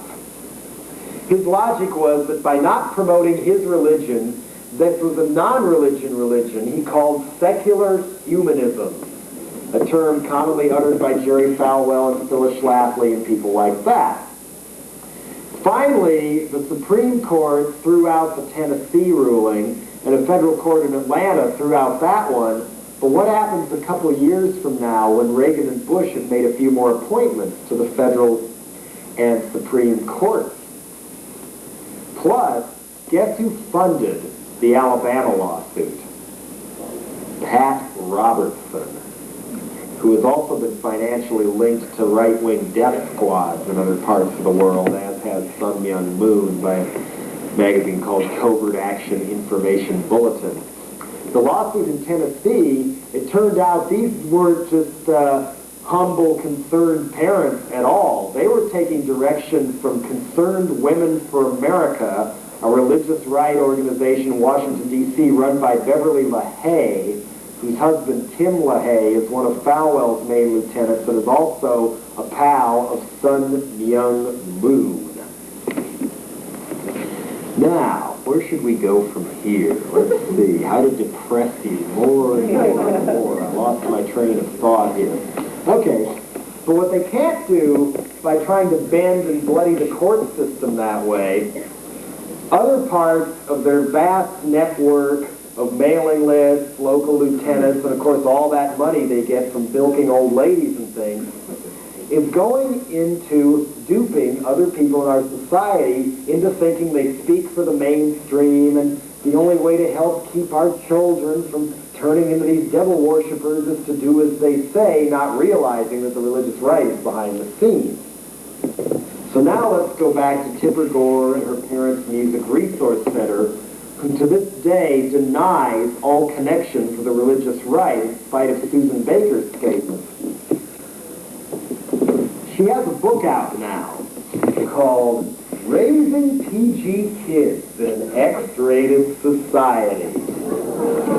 They held off the publication until it was simultaneous with her husband announcing for president. Clever title, though. You know, you find this filed, and it's filed in the religion section of B. Dalton Books, by the way. You think, oh, you're right, oh, look, it is an X-rated society. I knew it. Sure enough, there's the lily white bowhead cheerleader type girl on the cover with her arms around her boyfriend, who has his arm a little bit lower, kind of towards her ass. He's got his Walkman headphones on, and they're looking up at a risque movie poster that has a bimbo model kind of leaning at an angle with the words, "Energize me, rated X." And it took me about a year to notice this, but you'll notice that the blow-dried blonde hair and the bimbo pose of the porno movie poster model, the whole look and everything, bears a remarkable resemblance to the picture on the back.